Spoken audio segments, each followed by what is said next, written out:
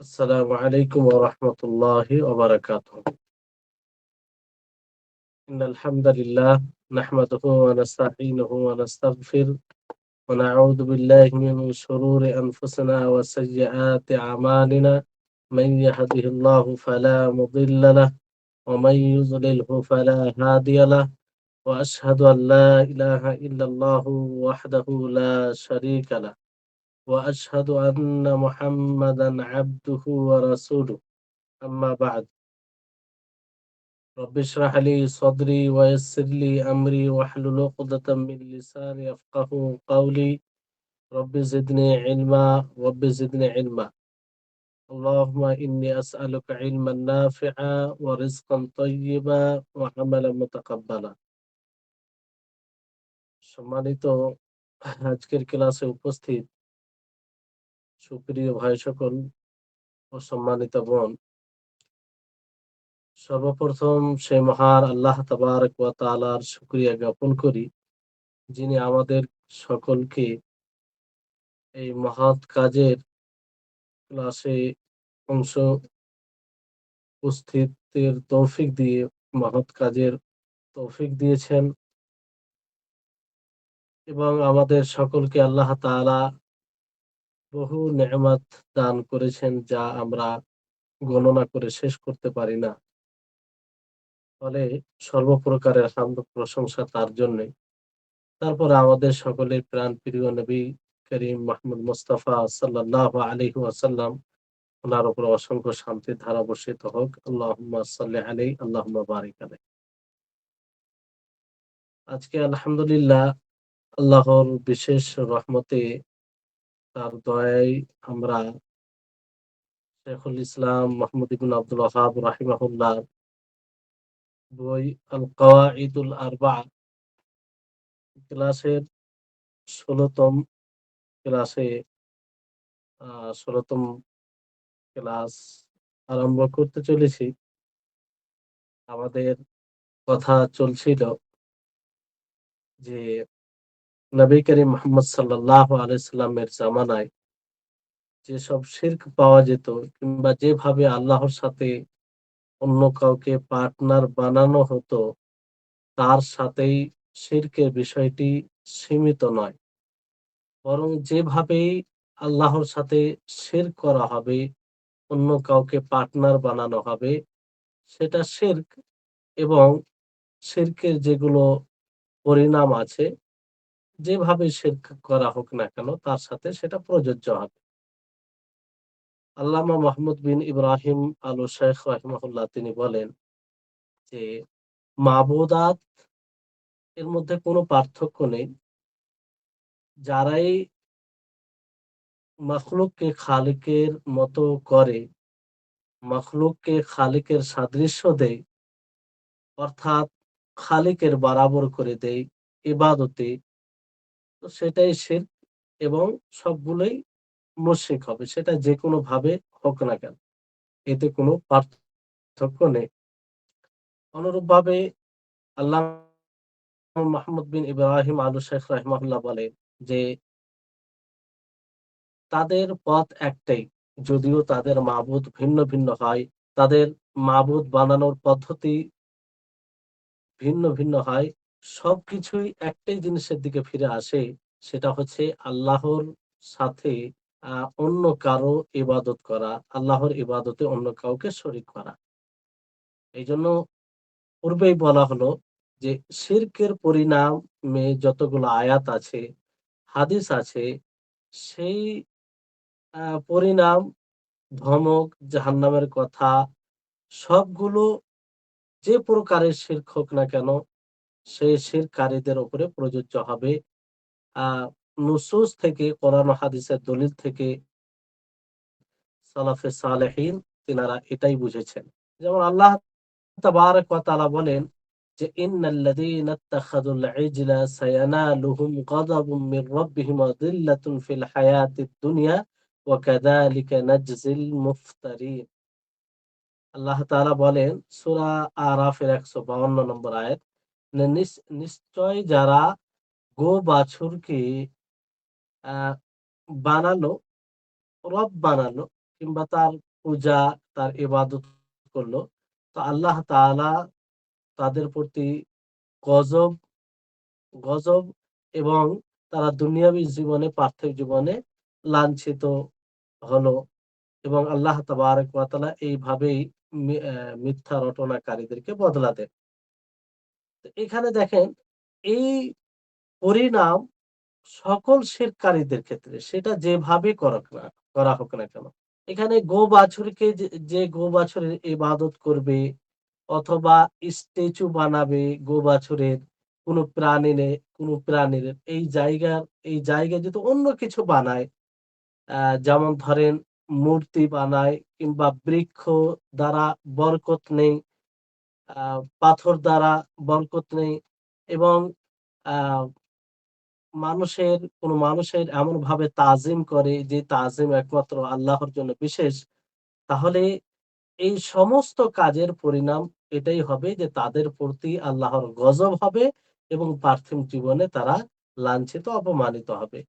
এই জন্য কোন জনৈক আলেম, প্রখ্যাত আলেম বলেছেন যে হাদিসে যে দাতে আনোয়াত হাদিসটি রয়েছে, এই হাদিসকে সামনে রেখে যে ফানজুরু, তোমরা দেখো, আইনামা ওয়াজাদতুমু সিদরাতান আও শাজারাতান ইয়াকসিদুহা আন-নাস ওয়া ইউআযযিমুনা মিন শা'নিহা ওয়া ইয়ারজুনা বারআ ওয়াশ-শিফা মিন কিবালিহা ওয়া ইয়ানুতুনা বিহা আল-মাসামির ওয়াল খিরা ফাহিয়া যাতু আনওয়াতিন ফাকতাউহা।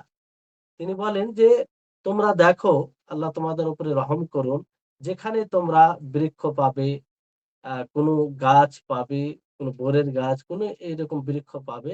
মানুষ যে বৃক্ষের উদ্দেশ্য করবে এবং তার তাজিম করবে, সেখানে আ আরোগ্যতার আশা করবে এবং সেখানে নিজের অস্ত্র আর কিছু লটকে রাখবে। তো এটা এটা কিসের মধ্যে পড়বে? জাতে আনোয়াতের মধ্যে পড়বে। আ অথচ অতএব তোমরা সেটাকে কেটে ফেলো। তো এই ধরনের আমল যেখানে পাওয়া যাবে, এটা সেই মতো হবে এবং সেটার বিরোধিতা করতে হবে। নবী করিম মুহাম্মদ সাল্লাল্লাহু আলাইহি সাল্লাম শিরকের বাস্তবতা এবং এর প্রকৃত অর্থ সুস্পষ্ট করেছেন। তাহলে শিরক কোনো একটা বিষয়ের সাথে খাস নয়, বরং এটি ব্যাপক জিনিস। তার অর্থ অনুযায়ী শিরক যেখানে পাওয়া যাবে, অর্থাৎ আল্লাহ তাবারক ওয়া তাআলার যেগুলো অধিকার, সেই অধিকার যদি অন্য কোনো দিকে ফিরিয়ে দেওয়া যায়, তাহলে সেটাই হবে শিরক, সেটাই হবে নিদ বানানো আল্লাহ তাআলার সাথে। এজন্য সাহাবায়ে কেরাম নবী করিম মুহাম্মদ সাল্লাল্লাহু আলাইহি সাল্লামকে যখন জিজ্ঞাসা করেন যে আইয়ুজআলা লাহু যাতু আনওয়াত ইয়াতাবাররাকুনা বিহা, যে তাদের জন্য একটি জাতে আনোয়াত যেন বানানো হয়, যাতে তারা সেই জাতে আনোয়াত থেকে বরকত অর্জন করতে পারে। তো নবী করিম মুহাম্মদ সাল্লাল্লাহু আলাইহি ওয়াসাল্লাম কি বলেছিলেন? যে কুলতুম কামা ক্বালাত বানু ইসরাঈল লিমূসা ইজআল লানা ইলাহান কামা লাহুম আলিহা, যে তোমরা সেই কথাই বললে যে কথা বানু ইসরাঈল মূসা আলাইহিস সালামকে বলেছিল যে আমাদের জন্য একটি ইলাহ বানিয়ে দেন, যেমন তাদের অনেকগুলো আলেহা রয়েছে, মাবুদ রয়েছে। তো এখানে দেখুন যে তাদের একটি বৃক্ষের, গাছের মোতালবা করা, ডিমান্ড করা, এটাকে আল্লাহর নবী কার সাথে তুলনা দিলেন? যে বানু ইসরাইল মূসা আলাইহিস সালামকে কি বলেছিলেন? যে আমাদের জন্য একটি ইলাহ বানিয়ে দিন, মাবুদ বানিয়ে দিন। হ্যাঁ? যেমন ভাবে তাদের অনেক মাবুদ রয়েছে। তার সাথে মানে সাদৃশ্য দিলেন। তাহলে এখান থেকে এটা স্পষ্ট হচ্ছে যে শিরক কোনো একটা বিষয়ের সাথে খাস নাই। এখানে বৃক্ষের বিষয়, আর এই বিষয়টাকে সরাসরি আল্লাহর নবী তাদের বানু ইসরাইলের কথার সাথে মিলিয়ে দিলেন যে তোমরা সেই কাজ করছো যেই কাজ বানু ইসরাইল মূসা আলাইহিস সালামকে বলে করেছিল যে আমাদের জন্য একটি ইলাহ বানিয়ে দিন, যেমন তাদের অনেকগুলো আলেহা মাবুদ রয়েছে। তাহলে বিষয়টি এখান থেকে স্পষ্ট, বুঝতে পারলেন? এইজন্য নবী করিম মুহাম্মদ সাল্লাল্লাহু আলাইহি সাল্লাম নাসারাদের শিরকের বিরোধিতা করেছেন। আর এটা স্পষ্ট করেছেন যে তাদের মধ্যে যে শিরক পাওয়া যেত, এটা যে এই ধরনের শিরক করবে তার উপরে আল্লাহর লানত হবে। এজন্য আল্লাহ নবী সতর্ক করেছেন।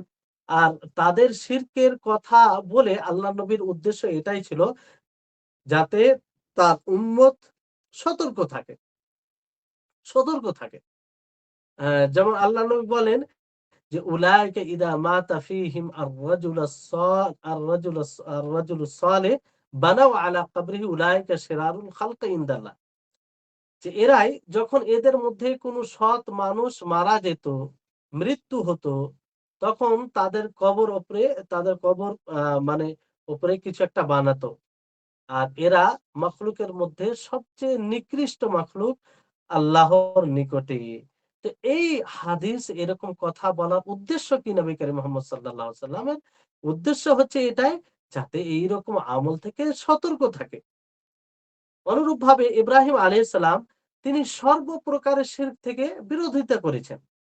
যেমন সেই সময় নক্ষত্র, মূর্তির পূজা করা হতো। তো তিনি স্পষ্ট করেছেন যে এটা তৌহিদ পরিপন্থী আমল। এই এ এটা করলে তৌহিদ বাস্তবায়ন হবে না। বরং তৌহিদকে বাস্তবায়ন করতে গেলে এক আল্লাহর ইবাদত করতে হবে এবং সেই আল্লাহ ব্যতীত যারই ইবাদত করা হয়, সে বৃক্ষ হতে পারে, পাথর হতে পারে, মূর্তি হতে পারে কিংবা আর কিছু হতে পারে, তার অস্বীকার করতে হবে।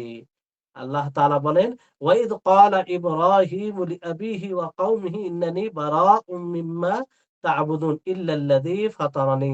যে স্মরণ করো সেই কথা যখন ইব্রাহিম আলাইহিস সালাম নিজের পিতাকে, কওমকে, জাতিকে বলেন যে আমি আ নিজেকে সম্পর্ক বিচ্ছেদের ঘোষণা করছি সেই জিনিস থেকে যার তোমরা ইবাদত করো, যার তোমরা ইবাদত করো। কিন্তু হ্যাঁ, ওই সত্তা যিনি আমাকে সৃষ্টি করেছেন তার সাথে আমার সম্পর্ক আছে এবং তার সাথে আমার হৃদয় সম্পর্ক। এই হচ্ছে বিষয়। তাহলে বর্তমান সময়ের কুবুরিদের যে কুবুরিরা যে নিত বানিয়েছে, আল্লাহর সমকক্ষ বানিয়েছে, মুশরিকরা পূর্বের মুশরিকরা যেভাবে বানিয়েছিল সেটাই। কারণ বর্তমান সময়ের যারা মৃত ব্যক্তির কবরের বিষয়ে যেগুলো শিরক করেছে, সেম মক্কার মুশরিকরা যেটা করেছে তারাও সেটা করেছে।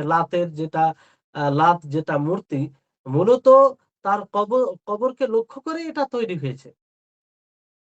আর লাতের যে ইবাদত হয়েছে, লাত তাদের একটি দেবীর নাম। আ তো তাদের ইবাদতের কারণ হচ্ছে যে ১ম এ সৎ মানুষের কবরের তাজিম করা। তার উদ্দেশ্যে অবস্থান করা এগুলো। তো আল্লাহ তাবারাক ওয়া তাআলার খেতাব সম্বোধন এমনটা তো নয় যে কোনো বিশেষ সময়ের জন্য, বিশেষ আ আ একটা জায়গার জন্য না। আল্লাহ তাবারাক ওয়া তাআলার মুখাতাব সম্বোধন সমস্ত মানব জাতির জন্য সর্ব সর্বত্রে যা যেখানেই মানুষ যেখানেই বাস করুক না কেন, সেই জায়গার বসবাসকারী সমস্ত মানুষের সাথে সম্পৃক্ত এটা বিষয়। আর সকল মানুষকেই আল্লাহ তাআলা হুকুম দিয়েছেন যে অ্যা তাকে তার রুবুবিয়তে যেন এক বলে জানে এবং তার আসমা ও সিফাতে এক বলে জানে এবং আ তার জন্যই ইবাদতকে খাস করে, অন্য কাউকে শরিক না করে। তো যখনই এর সাথে অন্য কিছু মিলাবে, এর বিপরীত কাজ করবে, তখনই এটা শিরক হবে। সে যেই করুক না কেন। এমন কোন ব্যক্তি মানে আল্লাহ তাআলা ব্যতীত অন্য কাউকে মিলানো মানে কি? সে না উপকারের মালিক হয়, না অপকারের মালিক হয়। তো এই ধরনের আ জিনিসকে আল্লাহর সাথে মিলিয়ে এটা শিরক হয়। এতে কোনো সন্দেহ নেই। আর এটা থেকে আল্লাহ তাবারাক ওয়া তাআলা নিষেধ করেছেন। যেমন আপনি বহু আয়াতে দেখবেন। আ কারণ মানুষ তো রুবুবিয়ত বলতে প্রকৃতভাবে খালিক, মালিক আল্লাহ তাআলাকে মনে করত। কিন্তু ইবাদত অন্য কারো করত। সমস্যাটা এখানে। মূল বিবাদ মানুষের সাথে আলোচনা নবী সাল্লাল্লাহু আলাইহি সাল্লামের দাওয়াত এ এই তাওহীদে উলুহিয়তে যে আ আ আ আল্লাহ তাআলা যেহেতু মালিক, আল্লাহ তাআলা যেহেতু তিনি পরিচালনাকারী, তিনি সবকিছুর মালিক, তো তারই ইবাদত করতে হবে। তার ইবাদতের সাথে অন্য কাউকে শরীক করা যাবে না।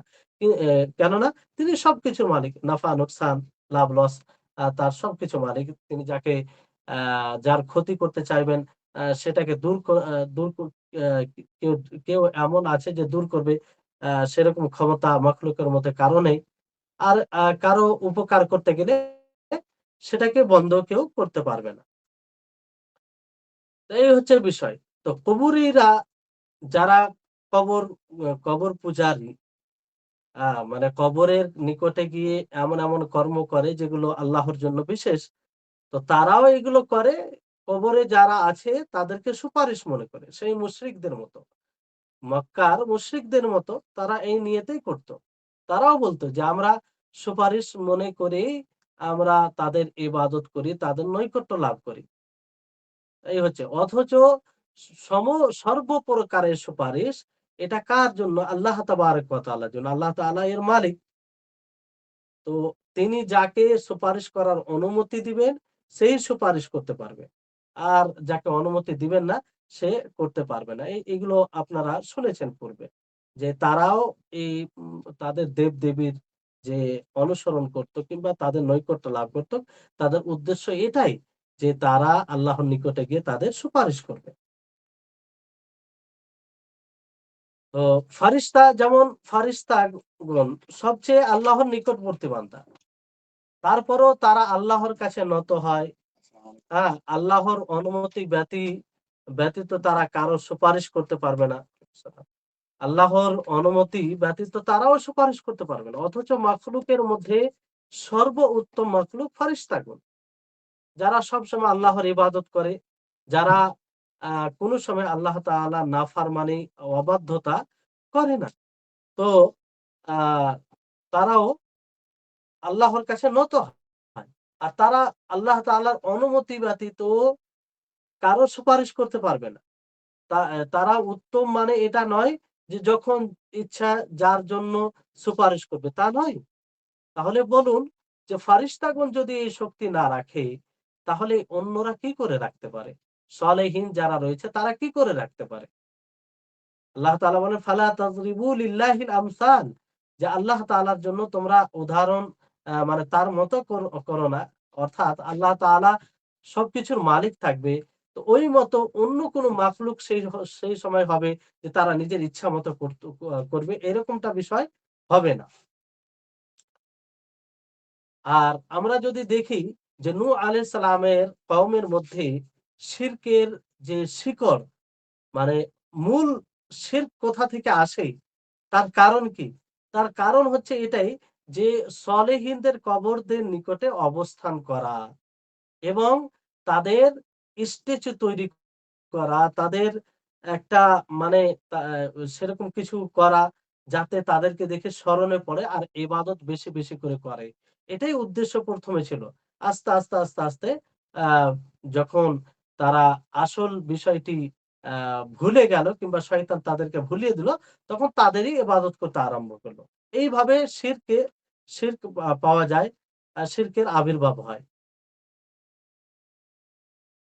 তো এটা বিষয় নাই যে আ তারা বলে, যেমন অনেক কবরীরা বলে, কুবুরি যারা মানে কবরের নিকটে ইবাদত করে তাদের জন্য। তারা বলে যে শিরক বলতে এটা মক্কার মুশরিকদের সাথে খাস, বিশেষ। আর মুসলিম যারা তাদের জন্য নয়। তারা যদিও এর চাইতে আরো বড় অপরাধ করে। এর চাইতে আরো বড় অপরাধ করে। এজন্য দেখবেন যে তাদেরকে উদাহরণ দিয়ে বুঝানো হয় যে মুশরিকরা যেমন শিরক করে, তারা নিজের দেব-দেবীর সামনে মাথা নত করে, সাজদা করে, বিভিন্ন প্রকারে ইবাদত করে, নত হয়। অনুরূপভাবে তাদেরকে বলা হয় যে আপনারাও এরকম কাজ করছেন। তো তারা বলে যে তাদের জন্য শিরক, আমাদের জন্য শিরক নয়। কারণ আমরা এক আল্লাহকে বিশ্বাস করি। এক আল্লাহকে বিশ্বাস করি। এটা এটা একটা জেহালাত, অজ্ঞতা কিংবা তারা শিরকে মূলত বুঝতে পারেনি, তার ফলাফল। এই কথার মানে খণ্ডন করতে গিয়ে আ কিছু ওলামায়ে কেরাম বলেছেন যে এটা আসলে ধোঁকা, প্রতারণা। যে যদিও নাম আলাদা হয়, আ তার বিবরণ মানে ধরন, পদ্ধতি আলাদা হয় শিরকের। তো এর কারণে তার হুকুম পরিবর্তন হবে না। যেটা শিরক, শিরক হবে আর শিরকের পরিণাম যেটা সেটা তাদের উপরে হবে। নবী করিম মুহাম্মদ সাল্লাল্লাহু আলাইহি সাল্লাম তিনি মৃত্যু অবস্থায় যখন তিনি অসুস্থ ছিলেন, সেই সময় তিনি মানুষকে সতর্ক করেছেন যে, লা'নাতুল্লাহি আলাল ইয়াহুদি ওয়ান নাসারা ইত্তাখাযু কুবুর আম্বিয়াইহিম মাসাজিদ। যে আল্লাহ তাবারাক ওয়া তাআলার লানত হোক ইহুদি ও নাসারাদের উপরে, যারা আম্বিয়াদের কবরকে মসজিদ বানিয়ে নিয়েছে। তা আল্লাহ নবীর এই কথা বলার উদ্দেশ্য কি? শুধু তাদের ঘটনা ব্যাপারে অবগত করানো? না, এর পিছনে এক বিশেষ উদ্দেশ্য ছিল আল্লাহর নবী। বিশেষ উদ্দেশ্য এটাই যে আল্লাহর নবী তিনি তার উম্মতকে সতর্ক করতে চাইছেন যে তারা এইভাবে শিরক করেছে, পথভ্রষ্ট হয়েছে, আ লানতের উপযুক্ত হয়েছে। তোমরা এইরকম কাজ করে লানতের উপযুক্ত হও না। আর এই লানত, এই অভিশাপ তাদের সাথে খাস নয়। তাদের সাথেই এটা সীমিত নয়। বরকম বরং এরকম কর্ম যেই করবে তা তার উপরেই এটা লানত হবে। সে এই লানতের উপযুক্ত হবে। এমন নয় যে ইহুদি ও নাসারাদের সাথে এটা আ খাস। এরকম বিষয় নাই। বরং যারাই এরকম কাজ করবে তাদের উপরে এই লানত রয়েছে। তাদের উপরে এই লানত রয়েছে। এইজন্য নবী করিম মুহাম্মদ সাল্লাল্লাহু আলাইহি ওয়াসাল্লাম সতর্ক করতে গিয়ে তাদের ব্যাপারে বললেন যে তাদের উপরে আ আল্লাহ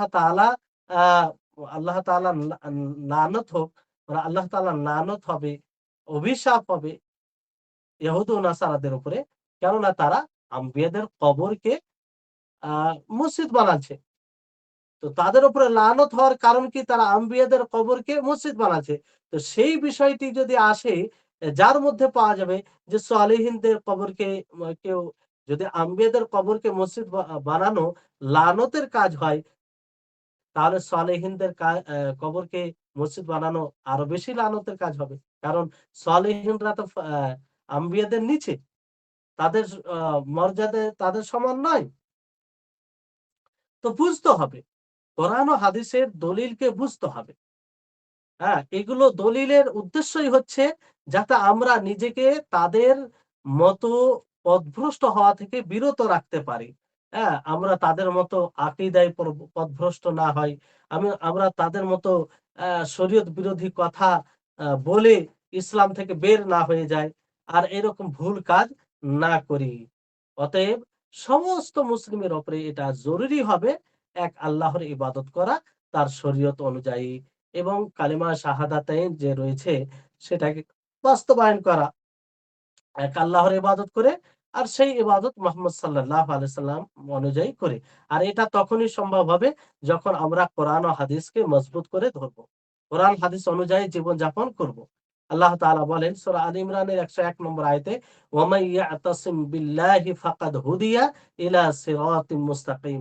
যে যারা আল্লাহকে মজবুত করে ধরে তারা হেদায়েতে আসে সিরাতে মুস্তাকিমের দিকে, সরল পথের দিকে।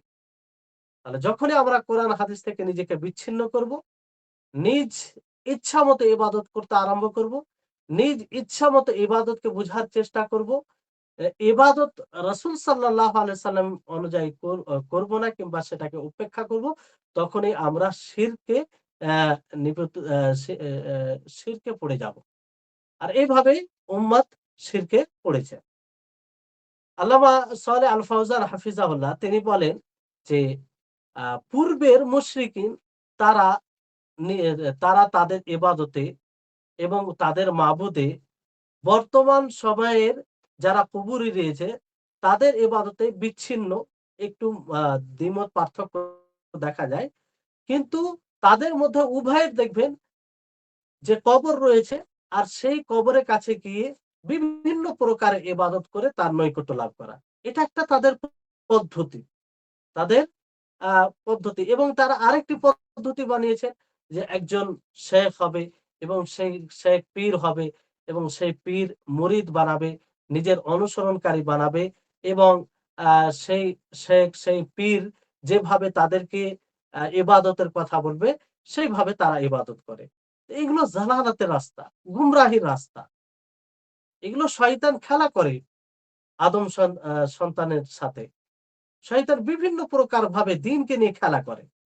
এইগুলো থেকে, এই খেলা থেকে, এই শয়তানি ষড়যন্ত্র থেকে আমরা তখনই বাঁচতে পারবো যখন আল্লাহ তাআলার একত্ববাদকে বাস্তবায়ন করব কোরআন ও হাদিসে অনুযায়ী জীবন গড়ে। তো এই দুনিয়াতে আপনি মাখলুকের, যেকোনো মাখলুকের আপনি যখন তাজিম করবেন খালিকের তাজিম করার মতো, কিংবা কোনো মাখলুককে খালিকের জায়গায় নিয়ে চলে আসবে, কিংবা খালিকের যে ইবাদত করা দরকার সেই মতো কোনো মাখলুকের ইবাদত করা হবে, তাহলে এটা শিরক হবে। এতে কোনো সন্দেহ নেই। এতে কোনো সন্দেহ নেই। মুশরিকিনরা আল্লাহর সাথে আলেহা, বিভিন্ন প্রকারের মাবুদ বানিয়েছিল। তারপরও তারা বলতো যে আমরা মুশরিক নই। তাদেরও দাবি ছিল আমরা মুশরিক নই। অথচ তাদের হৃদয়, তাদের অন্তর নত হতো আল্লাহ ব্যতীত অন্য কারো কাছে। তারা আল্লাহ ব্যতীত অন্য কারো কাছে আশা করত। আল্লাহ ব্যতীত অন্য কারো কাছে চাইতো, তারা দোয়া করত। এমন জিনিস চাইতো যেটা মাখলুক শক্তি রাখে না। আর কিছু ওয়ালিদের ব্যাপারে তারা ধারণা করত যে তারা দুনিয়াতে এক অলৌকিক শক্তি রাখে, যেটা খাউফুস সির বলা হয়। এইগুলো, এতগুলো আকীদা, পুরো তৌহিদ পরিপন্থী আকীদা রাখার পরেও তারা নিজেকে মুশরিক বলতো না। তারা বলতো যে আমরা মুশরিক নই। তো বর্তমান সময়ে তাই। যারা প্রকাশ্যভাবে কবরে গিয়ে সাজদা করে, কবরে গিয়ে মানত করে, কবরে গিয়ে সেখানে কবরের তাজিম করে, তাওয়াফ করে, হ্যাঁ? সেখানে মাশহাদ, মাজার, সেখানে একটা মানে আম সপ্তাহে, মাসে কিংবা বছরে এমন দিন নির্ধারিত করে সেখানে যায় সেটার উদ্দেশ্যে। তারপরে তারা বলে যে আমরা মুশরিক নই। আমাদের জন্য এগুলো কোনো সমস্যা নেই। তো সেম মক্কার মুশরিকরা যেভাবে আ তারা নিজের জন্য দাবি করত, এরকম বিষয় এদের সাথেও। শিরক তো এটাই যে মানুষ আল্লাহর সমকক্ষ বানাবে, আল্লাহর ভালোবাসায় কাউকে সমকক্ষ বানাবে, তার ইবাদতে কাউকে সমকক্ষ বানাবে, তার ভয়, তাকে ভয় করতে গিয়ে যেমন আল্লাহ তাআলাকে ভয় করা উচিত, অনুরূপভাবে অন্য কাউকে ভয় করবে। যেমন আল্লাহ তাআলার প্রতি আশাবাদী হওয়া উচিত, অনুরূপভাবে অন্য কারো কাছে আশাবাদী হবে। যেমন আল্লাহর কাছে ধাবিত, হ্যাঁ? একদম ফিরে আসা উচিত, নত হওয়া উচিত, অনুরূপভাবে অন্য কারো কাছে নত হবে। এটাই তো শিরক। একেই তো বলা হয় শিরক। আর এই শিরকের ব্যাপারেই তো আল্লাহ তাআলা বলেছেন যে তওবা ছাড়া ক্ষমা করবেন না। আল্লাহ তাআলা বলেন, "কুল লিল্লাযীনা কাফারু ইন ইয়ানতাহু ইউগফার লাহুম মা ক্বাদ সালাফ।" হে নবী আপনি বলে দিন তাদেরকে যারা কুফরি করেছে, তারা যদি বিরত থাকে তাদেরকে ক্ষমা করা হবে। যা বিগত দিনে হয়েছে। তো এই জন্যই তো রাসূল সাল্লাল্লাহু আলাইহি সাল্লাম তাদের সাথে যুদ্ধ করেছেন। কারণ তারা উলুহিয়তে আল্লাহর সাথে শরীক স্থাপন করেছেন। তারা উলুহিয়তে আল্লাহর সাথে কি করেছেন? শরীক স্থাপন করেছেন। আল্লাহ তাআলা সূরা বাকারার ১৬৫ নম্বর আয়াতে বলেন, "ওয়া মিনান নাসি মান ইয়াত্তাখিযু মিন দুনিল্লাহি আনদাদা ইউহিব্বুনাহুম কাহুব্বিল্লাহ ওয়াল্লাযীনা আমানু আশাদ্দু হুব্বান লিল্লাহ।" যে মানুষের মধ্যে কিছু মানুষ রয়েছে যে আল্লাহ তাআলা ব্যতীত অন্য কাউকে সমতুল্য বানিয়েছে। আর তাদেরকে সেই মতোই ভালোবেসেছে যেমন ভাবে আল্লাহকে ভালোবাসে। মানে ভালোবাসায় সমকক্ষ বানিয়েছে। প্রকৃত ভালোবাসা এক আল্লাহর জন্য হবে। আর তাতে কাউকে পার্টনার বানানো চলবে না। তাতে কাউকে শরিক বানানো চলবে না। কারণ মুমিনরা সবচেয়ে বেশি ভালোবাসে আল্লাহ তাআলাকে। ওই মতো অন্য কাউকে ভালোবাসতে পারে না প্রকৃত মুমিন যদি হয়। এই হচ্ছে বিষয়। তারপরে আপনার যে তারাও বলেছিল যে মা না'বুদুহুম ইল্লা লিয়ুকাররিবুনা ইলাল্লাহি যুলফা, যে আমরা আ তাদের ইবাদত করি না শুধু এইজন্য তাদের নৈকট্য লাভ করি যে তারা আমাদেরকে নিকটবর্তী করে দিবে, আল্লাহ তাআলা সুপারিশ করবে, সুপারিশ করবে। আর তারা এই বিষয়টিকে মেনে নিতে পারেনি যে এক আল্লাহরই ইবাদত করতে হবে, এই বিষয়টিকে তারা গ্রহণ করতে পারেনি। এইজন্য তারা আশ্চর্য হয়ে বলেছিল যে আজআলাল আলিহাতা ইলাহান ওয়াহিদা ইন্না হাযা লাশাইউন উজাব।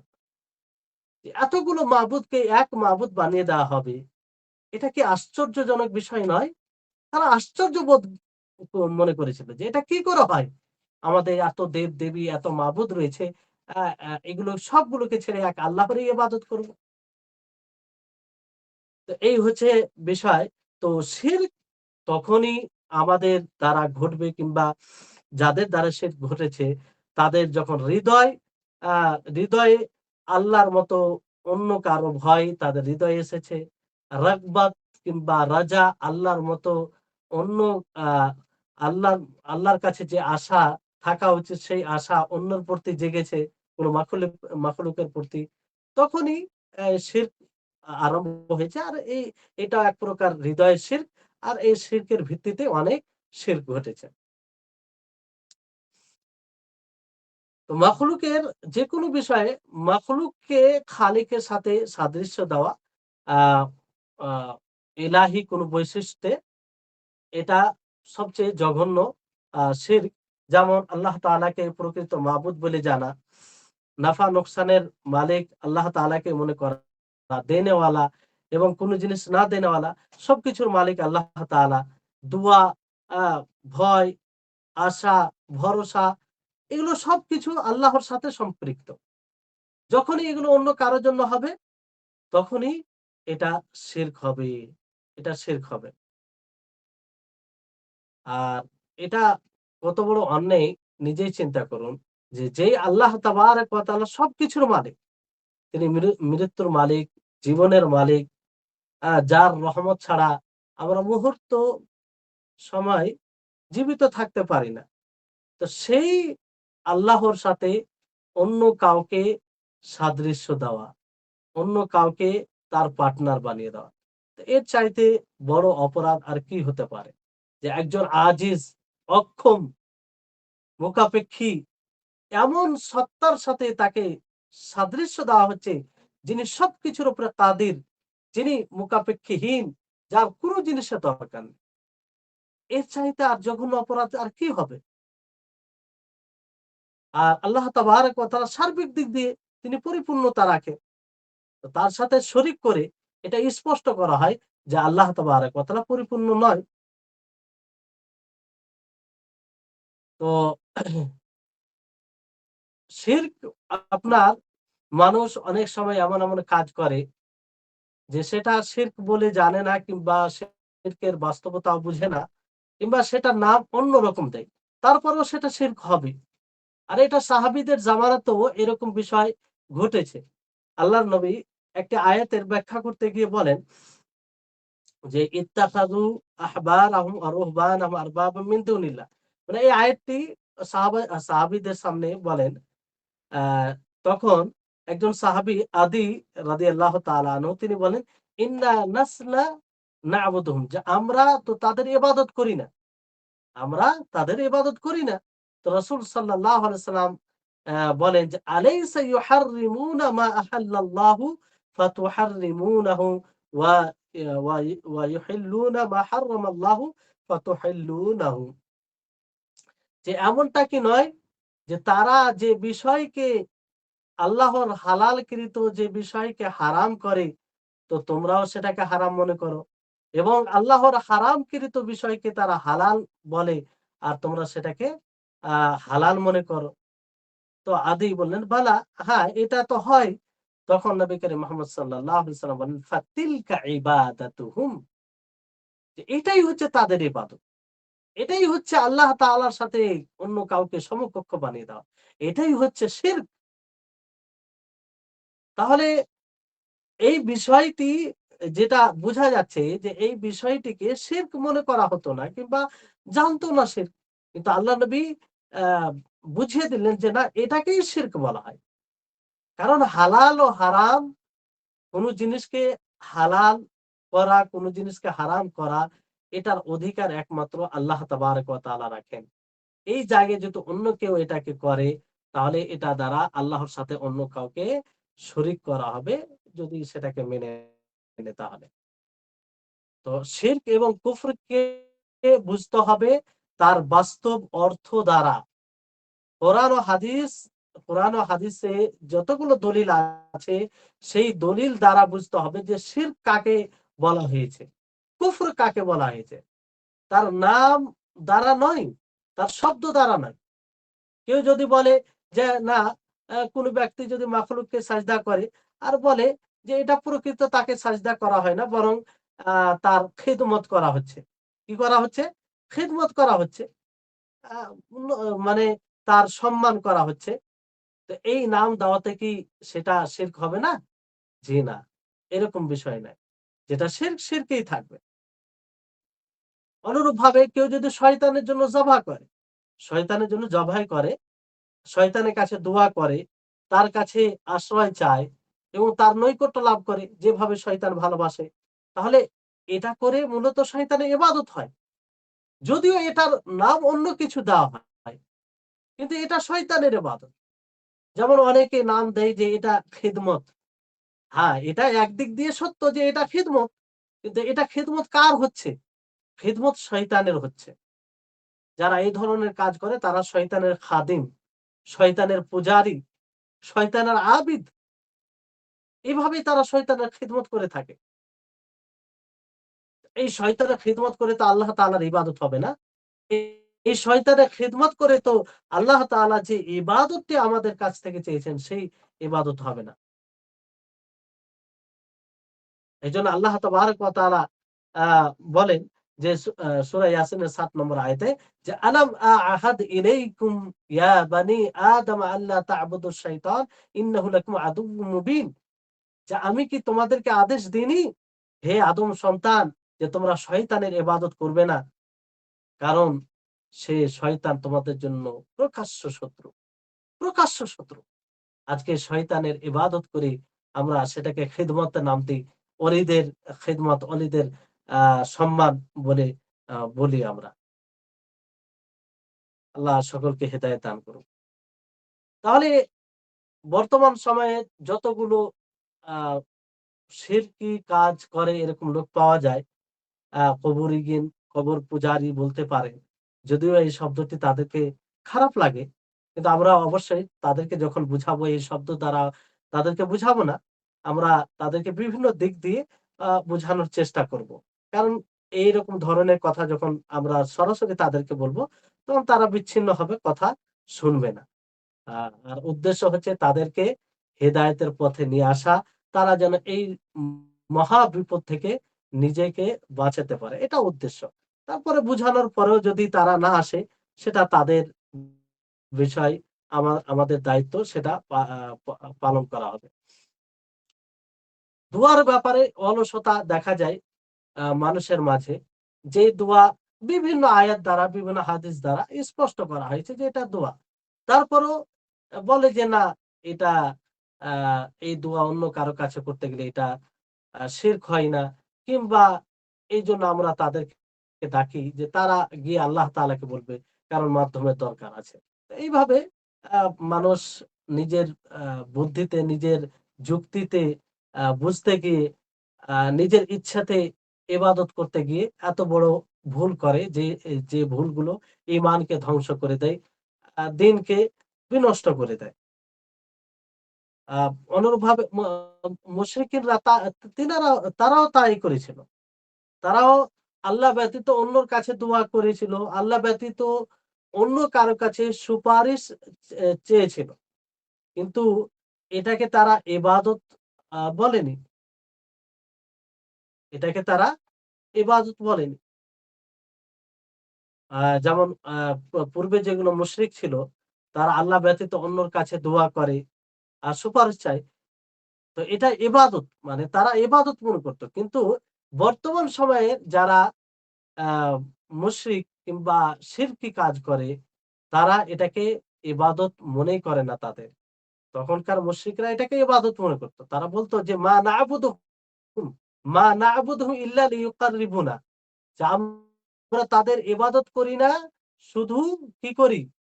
তারা যেন আ আমাদের নিকটে করে দেয়। আমাদের নিকটে করে দেয়।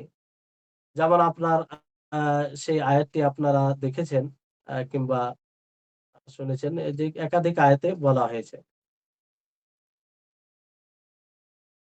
তো এই হচ্ছে বিষয়। হ্যাঁ। যে ওয়াল্লাযীনা ইত্তাখাযু মিন দুনিহি আউলিয়া মা না'বুদু ইল্লা লিয়ুকাররিবুনা ইলাল্লাহি যুলফা।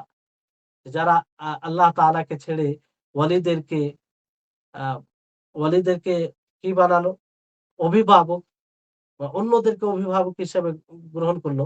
আর তারা বলল মা না'বুদুহু ইল্লা লিয়ুকাররিবুনা, যে আমরা ইবাদত করি না ইল্লা ইলাল্লাহি যুলফা, ইল্লা লিয়ুকাররিবুনা ইলাল্লাহি যুলফা, কিন্তু তারা আমাদেরকে আল্লাহর নিকটে করে দিবে। আল্লাহর নিকটে করে দিবে। তাহলে এই হচ্ছে বিষয়। তো এক কথায় শিরক যেমন ভাবে হোক না কেন, আ যারাই শিরক করবে এবং যাদের শিরক করা হবে, যাদের মাধ্যমে শিরক করা হবে, তারা সকলেই জাহান্নামে নিক্ষেপ হবে। আ আল্লাহ নবী মুহাম্মদ সাল্লাল্লাহু আলাইহি ওয়াসাল্লাম একটি হাদিসে বলেন যে, "ইযা কানা ইয়াউমুল কিয়ামাতি আযানা মুআদ্দিনুন লিয়াত্তাবি' কুল্লু উম্মাতিন মা কানাত তু'বাদ ফালা ইয়াবকা আহাদুন কানা ইয়া'বুদু গায়রাল্লাহি সুবহানাহু মিনাল আসনাম ওয়াল আনসাব ইল্লা ইয়াতাসাকাতুনা ফিন-নার।" যে প্রত্যেক যারাই অন্যের ইবাদত করবে, যাদের ইবাদত করা হবে তারা, এবং যারা ইবাদত করবে অ্যা তারা সকলেই জাহান্নামে নিক্ষেপ করা হবে। তারা জাহান্নামে নকরি হবে। তো এই শিরকি কাজ থেকে একদম আ নিজের গুরুত্ব না দেওয়া, ইগনোর করা, এটা মূলত অহংকারের পরিচয়। অহংকারের কারণে। ফলে আ এটাকে মানতে চায় না। যে অহংকার কাজ করেছিল মক্কার মুশরিকদের মধ্যে।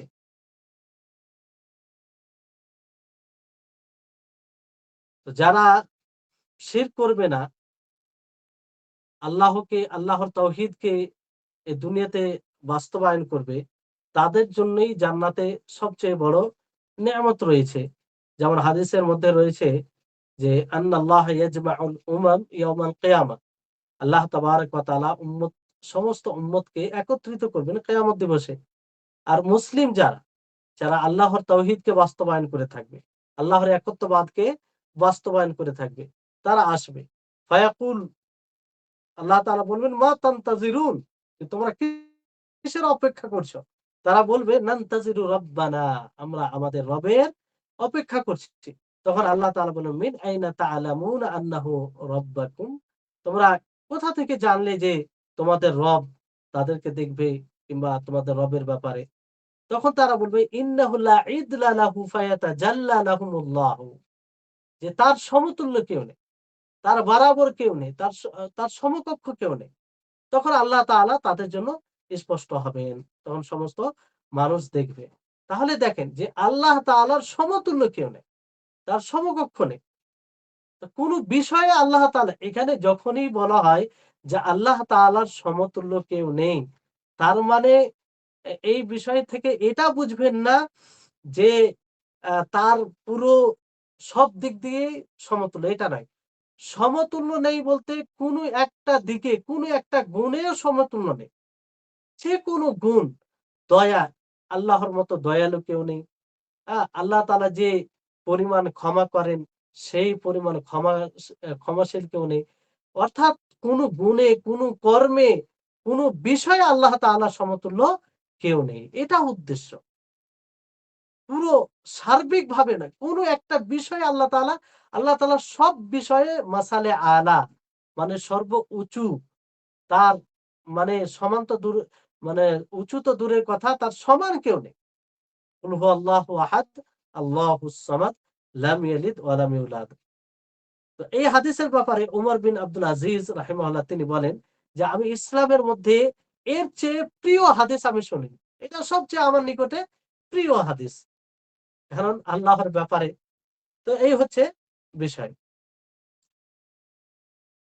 তো সাহাবায়ে কেরাম রিজওয়ানুল্লাহি আলাইহিম আজমাইন, তিনারা শিরককে বুঝেছিলেন, শিরকের বাস্তবতাকে বুঝেছিলেন এবং তিনারা জানতেন যে যার মধ্যেই শিরক পাওয়া যাবে, যেমনভাবে নবী করিম মুহাম্মদ সাল্লাল্লাহু আলাইহি সাল্লামের জামানায় যার মধ্যে শিরক পাওয়া গেছে, তারা যেমন কুফরি করেছিল এবং কাফির বলে বিবেচনা করা হয়েছিল। অনুরূপভাবে আ পরবর্তী সময়েও যে প্রকারের শিরক পাওয়া যাক না কেন, তাদের উপরে যদি হুজ্জত কায়েম হয়, তারপরও না ফিরে আসে, তো তারা কাফের হবে এবং তাদের সাথে কেতাল করতে হবে, সেটা যে প্রকারের শিরক হোক না কেন। যেমন আলী রাদিয়াল্লাহু তাআলা আনহু, তিনি কি করেছিলেন, তার ব্যাপারে যখন কিছু মানুষ গুলু করেন, অতিরিক্ত করা হয়, মানে তাকে অনেকেই মাবুদ বানিয়ে দিয়েছিল। তখন আলী রাদিয়াল্লাহু তাআলা আনহু একটি গর্ত খনন করে তাদেরকে জ্বালিয়ে দেওয়া হয়েছিল। যদি যদি এর বিরোধিতা আব্দুল্লাহ ইবনে আব্বাস করেছিলেন, কারণ তিনি বলেছিলেন যে কাউকে জ্বালিয়ে দেওয়ার অধিকার কোন মাখলুকের নয়, এটা আল্লাহ তাআলার সাথে খাস। তো এই কারণে তিনি এর বিরোধিতা করেছিলেন, কিন্তু বলেছিলেন যে তাদেরকে হত্যা করতে হবে, তাদেরকে হত্যা করতে হবে। আর এই ঘটনা প্রসিদ্ধ। অনুরূপভাবে অন্য কোন সালে কোন মানুষের ব্যাপারে এরকম ভাবে যার ব্যাপারে গুলো করা হয়েছে, তাদের জন্য এই মানে এইভাবে কঠোর পথ অবলম্বন করেছেন সালাফে সালেহিন সাহাবায়ে কেরাম। তাহলে এটা ধরেন, এটা কোন প্রকারের শিরক?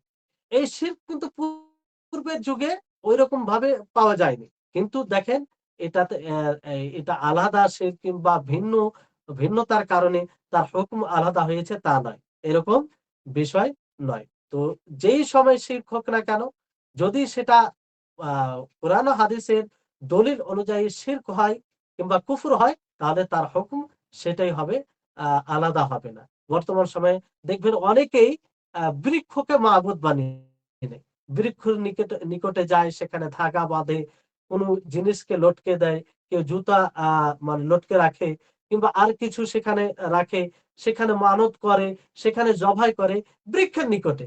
তার মানে কি সেই বৃক্ষকে মাবুদ বানিয়ে রেখেছে। তো এদের হুকুম সেটাই হবে যেটা মক্কার মুশরিকদের হুকুম হয়েছে। কোন পার্থক্য নেই। কারণ এটাও এক প্রকার আল্লাহর সাথে আ আ শরিক করা হয়েছে। এই হচ্ছে বিষয়।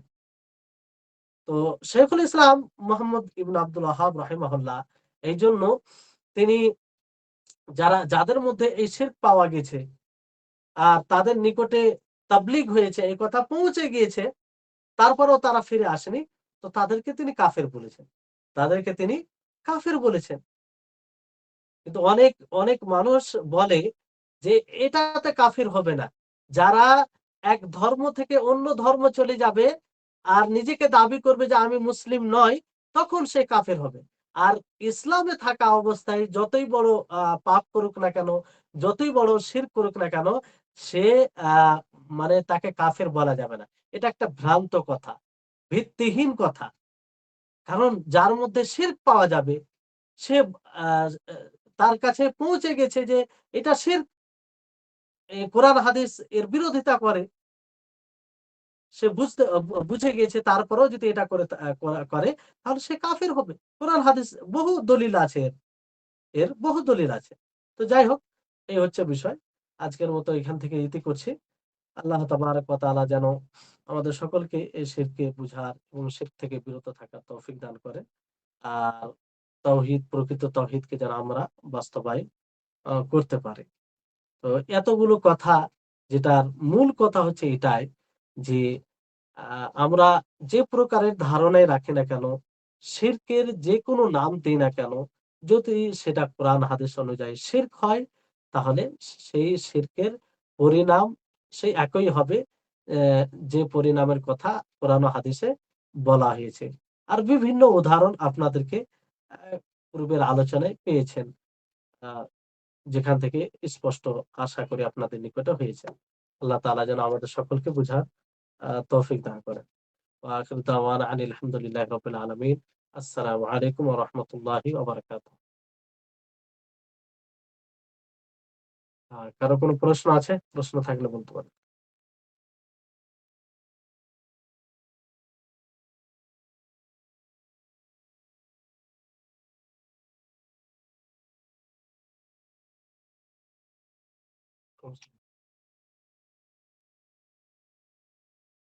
শেখ সালেহ আল ফৌজান কি বিষয়ে?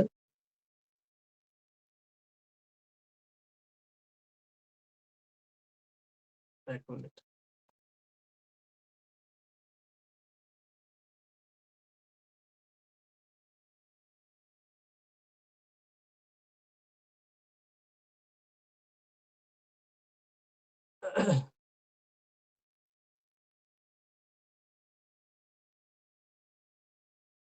উনার উক্তি হচ্ছে এটাই যে আ পূর্বের মুশরিকরা যেভাবে ইবাদত করেছে, এ পূর্বের মুশরিকরা তাদের ইবাদতে এবং তাদের মাবুদ তৈরি করতে, আর আজকের আ বর্তমান সময়ের যারা কুবুরি রয়েছে, তাদের কবরে ইবাদতে যে ভিন্নতা আছে, হ্যাঁ? ভিন্নতা মানে একটু পার্থক্য আছে। তো আ এদের মধ্যে সকলের কিন্তু কবর আছে। মানে কবরকে সামনে রেখে তারা কাজ করে। সেই কবরের নিকটে গিয়ে বিভিন্ন ইবাদতের বিভিন্ন প্রকার অবলম্বন করে তাদের নৈকট্য লাভ করে। এটা হচ্ছে তাদের পদ্ধতি। এটাই উক্তি। ভিন্নতা বলতে যেমন ধরেন যে এখন যারা যারা আ কবরের কাছে গিয়ে মানত করে কিংবা আ সেখানে অবস্থান করে কিংবা সেখানে জবাই করে, সাজদা করে। তো পুরোপুরি তো এরকমভাবে আল্লাহর নবীর জমানায় যারা মুশরিক ছিল এরকমভাবে শিরক পাওয়া যেত না। সেটা পাওয়া যেত কিন্তু এরকমভাবে না। তারা হয়তো অন্য পদ্ধতিতে ইবাদত করত কিংবা তারা আরো বেশি আ মানে আরো গভীরভাবে সেখানে গিয়ে ইবাদত করত। মানে একটু পার্থক্য তো আছে, অনেক পার্থক্য আছে। বর্তমান সময়ের আ ইবাদতে কুবুরিদের এবং পূর্বের মুশরিকদের। এই পার্থক্য হলেও তাদের কিন্তু কবরকে লক্ষ্য করে এসব ঘটেছে। মানে উভয়ে পূর্বের মুশরিকদের মধ্যেও আর বর্তমান সময়ের মধ্যেও। যেমন লাতের ইবাদত করা হয়। তো মূলত লাতের কবরকে সামনে রেখে আ আস্তে, আস্তে সেটা মানে অ্যা ওই পর্যায়ে পৌঁছেছিল।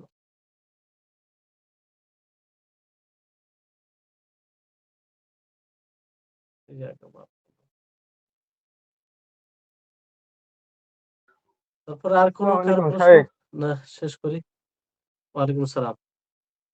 শাহেখ একটা বিষয় সেটা হলো আপনি একটা বিষয় বললেন যে আ মুসলিম হইলেও যদি সে শিরক করে সে মুসলিম থাকবে না। তো অনেক সময় আমাদের ভিতরে দেখা যায় যে অনেকে মারা গেলে সে শিরক করতে অবস্থায় মারা গেছে বা কোনো মানে দেখা যাচ্ছে ইবাদত বন্দেগী করেনি। সে নামেই মুসলিম ছিল। সেই ক্ষেত্রে তার বিধান কি হ্যাঁ। হবে? ইবাদত বলতে দেখেন, একটা হচ্ছে যে মাঝে মধ্যে করেছে, অলসতা ছিল, শিথিলতা ছিল, সেটা সে গুনাহগার হবে এবং শাস্তি পাবে। আল্লাহ তাআলা চাইলে তাকে ক্ষমা করবেন। আর না চাইলে সে সেই অনুযায়ী আল্লাহ তাআলা তাকে শাস্তি দিবেন। যদি সে শিরক না করে থাকে তাহলে। আর ইবাদত করেছে মাঝে মধ্যে ছেড়ে দিয়েছে, এটা একটা। আর এক হচ্ছে যে মোটেই আল্লাহ তাআলার ইবাদত করেনি, কিছুই করেনি। যে নামাজ জীবনেও পড়েনি। তাহলে এইরকম ব্যক্তি আ তার তো ঈমানই পরিপূর্ণ হলো না। কারণ ঈমান ৩ টি জিনিসের নাম। একটা হচ্ছে যে হৃদয় থেকে স্বীকৃতি দিবে, জিহ্বা দ্বারা স্বীকার করবে, বলবে, আর আমল দ্বারা বাস্তবায়ন করবে। তো সে আমলই করল না। মৌলিক ইবাদত যেটা শাহাদাতাইনের পরে সেটা হচ্ছে সলাত। সলাতে আদায় করল না জীবনে। তাহলে তার তো ঈমানই পরিপূর্ণ হলো না। এই এদের ক্ষেত্রে কি আশা করা যাবে? এজন্য এইসব ব্যক্তিদের ব্যাপারে আ অধিকাংশ ওলামায়ে কেরামদের ফতোয়া আছে যে এরা কাফের। এরা কাফের। যদি কোন প্রকারের ইবাদতই না করে, জীবনে সলাতই পড়ল না। কোনদিন যাওয়ার তৌফিক হলো না। এক তো আছে যে মাঝেমধ্যে পড়ে, মাঝেমধ্যে পড়ে না। যারা মাঝেমধ্যে পড়ে, মাঝেমধ্যে পড়ে না। এতেও দ্বিমত আছে। কিন্তু যেটা রাজে কিংবা উত্তম মনে করা হয় যে এদেরকে সরাসরি কাফের বলা যাবে না। আ কিছু দলিলের কারণে। যেমন শাইখুল ইসলাম ইবনে তাইমিয়া রাহিমাহুল্লাহ তিনিও তাই বলেন। কিন্তু একদম নামাজ পড়ে না। মোটেই নয়। আর এটা মিথ্যা। কেমন ঈমান যে কোনদিন সে নামাজ পড়তে গেল না। জি। কারো কোনো জাযাকাল্লাহ প্রশ্ন? খাইরান। ইয়াকা বারাকাল্লাহু ফিক।